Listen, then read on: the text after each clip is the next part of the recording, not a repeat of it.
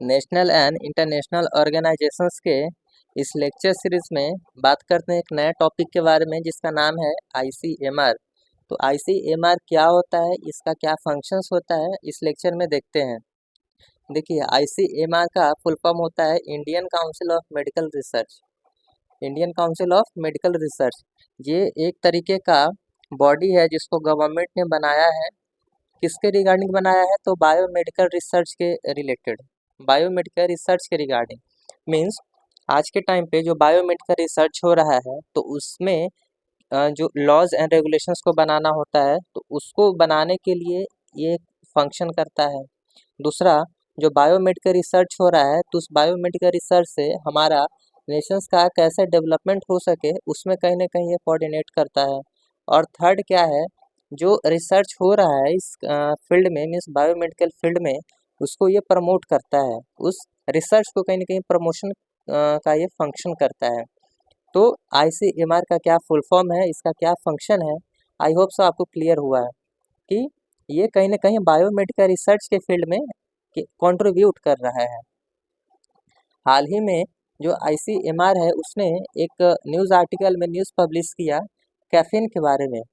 तो कैफीन क्या है? कैफीन एक तरीके का केमिकल सब्सटेंस होता है जो कि कहीं ना कहीं टी हो गया या फिर कॉफ़ी हो गया उसमें पाया जाता है। तो इसके रिगार्डिंग इसने क्या गाइडलाइंस कुछ जारी किया, तो क्या वो गाइडलाइंस है इसमें देखते हैं। क्या बोला कि जो आईसीएमआर है, means Indian council of research medical research, क्या बोला, ये एक गाइडलाइंस जारी किया। वो क्या बोला कि to limit tea and coffee intake, कि जो हम टी या फिर कॉफ़ी जो हम कंज्यूम करते हैं तो उसके कंजप्शन को कहीं ना कहीं लिमिट करना है। ठीक है। और क्या सजेस्ट किया, इसने सजेस्ट किया कि ideal amount of caffeine to be consumed daily. जो हम लोग डेली कॉफ़ी या फिर टी जो हम लोग कंज्यूम करते हैं तो उसका एक पर्टिकुलर अमाउंट ही हम डेली कंज्यूम करें तो हमारे हेल्थ के लिए सही रहेगा।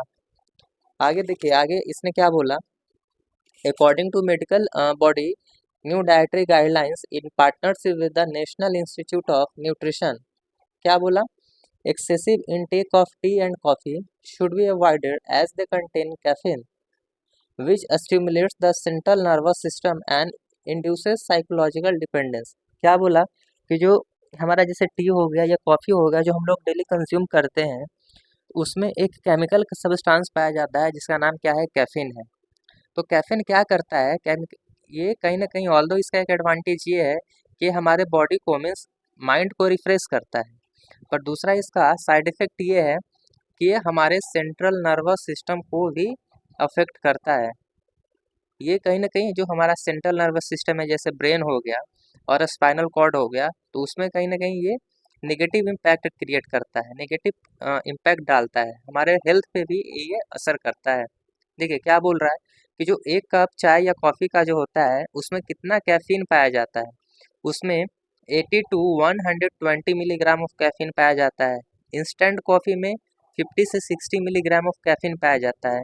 और यदि चाय की बात करें, टी की बात करें तो उसमें 30 टू 65 मिलीग्राम ऑफ कैफीन पाया जाता है। ये है। तो कैफीन जो इसमें पाया जा रहा है तो इसका साइड इफ़ेक्ट क्या है, इसका साइड इफ़ेक्ट ये है कि इससे हेडेक प्रॉब्लम क्रिएट हो सकता है, सर में दर्द हो गया, एंजाइटी होने लगता है। दूसरा, चेस्ट पेन हो सकता है, कहीं ना कहीं इरिटेशन हमारे बॉडी में प्रोड्यूस होने लगेगा, स्लीपिंग पैटर्न है वो डिस्टर्ब हो जाएगा। दूसरा, हार्ट बीट का प्रॉब्लम आ सकता है। इससे क्या क्या प्रॉब्लम क्रिएट हुआ, जैसे हार्ट बीट हुआ, एंजाइटी हो गया, चेस्ट पेन हो गया, स्लीपिंग पैटर्न। क्या बोला जाता है कि जब हम सोने जाएं तो उस टाइम कैफीन, ये जो कैफीन है मीन्स टी या कॉफ़ी है, उसको कंज्यूम नहीं करना चाहिए। उससे करीब करीब 8-10 घंटे पहले अगर कंज्यूम करना है तो करना चाहिए, इस टाइम नहीं करना चाहिए, मीन्स स्लीपिंग टाइम पे नहीं करना चाहिए, क्योंकि इससे स्लीपिंग पैटर्न डिस्टर्ब हो सकता है। ठीक है। दूसरा क्या, ये हार्ट बीट का प्रॉब्लम क्रिएट कर सकता है, मीन्स कार्डियक प्रॉब्लम इससे क्रिएट होता है। कार्डियक प्रॉब्लम वो प्रॉब्लम होता है जो कहीं ना कहीं हार्ट से रिलेटेड होता है। फिर देखिए क्या बोला कि it has also advice against having this beverages at least an hour before and after meal, means खाना खाने के 1 घंटे पहले या 1 घंटे बाद इस कैफीन का कंजप्शन करना चाहिए। क्यों? क्योंकि इसमें केमिकल सब्सटेंस, एक कैफीन के अलावा एक दूसरा केमिकल सब्सटेंस पाया जाता है जिसका क्या नेम है, उसको टैनिन बोला जाता है। वो क्या करता है, वो हमारे बॉडी में आयरन का जो एब्जॉर्प्शन हो रहा है उसको कम कर देता है। मीन्स यदि लेट्स हम कुछ खाना कंज्यूम किए, खाना खाएं, तो उस खाने से जो आयरन का एब्जॉर्प्शन हमारे बॉडी में होगा, जिसकी वजह से ब्लड का फॉर्मेशन होगा, वो उस प्रोसेस को कम कर देता है, आयरन के एब्जॉर्प्शन को कम कर देता है। अब जब आयरन का एब्जॉर्प्शन हमारे शरीर में कम हो जाएगा, हमारे बॉडी में कम हो जाएगा, तो जिसकी वजह से ब्लड का जो अमाउंट है हमारे बॉडी में वो कम हो जाएगा, और इससे क्या डिजीज होता है, एनीमिया। ब्लड की कमी से होने वाले डिजीज को क्या बोला जाता है, एनीमिया बोला जाता है। तो इससे एनीमिया हो सकता है। ठीक है, तो इसलिए बोला जा रहा है कि जो हमारा कैफीन है, जो एक केमिकल सब्सटेंस है, उसको कम कंज्यूम करना चाहिए। मीन्स टी या कॉफ़ी को कम कंज्यूम करना चाहिए, क्योंकि इसमें कैफीन के अलावा एक दूसरा केमिकल सब्सटेंस पाया जाता है जो कि टैनिन है, जो कि आयरन के एब्जॉर्प्शन को हमारे बॉडी में आयरन के एब्जॉर्प्शन को कम कर रहा है, जिसकी वजह से ब्लड फॉर्मेशन कम होगा और जिसकी वजह से एनीमिया होता है।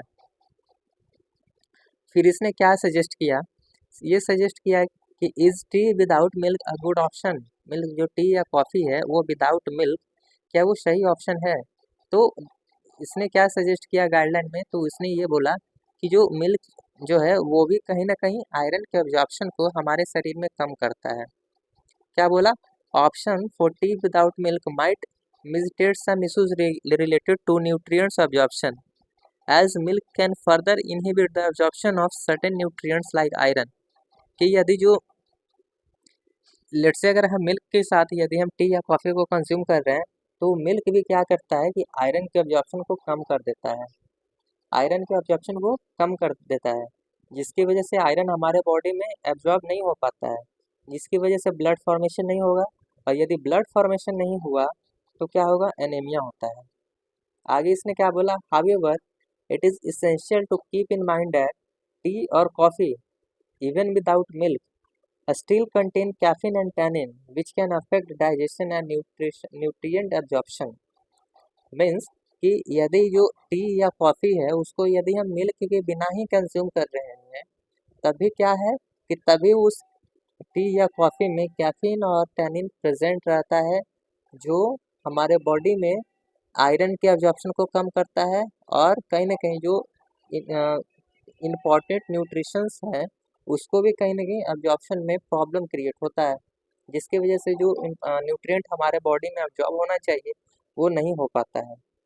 तो कहीं ना कहीं हमारे बॉडी को ये अफेक्ट करता है, बैडली अफेक्ट करता है टैनिन और कैफीन, जिसकी वजह से इसको लिमिट अमाउंट में क्या करना चाहिए, कंज्यूम करना चाहिए। और हमारे जो सेंट्रल नर्वस सिस्टम है, मीन्स ब्रेन हो गया, बॉडी हो गया, बॉडी में स्पाइनल कॉर्ड हो गया, उसको कहीं ना कहीं क्या करता है, ये बैडली अफेक्ट करता है।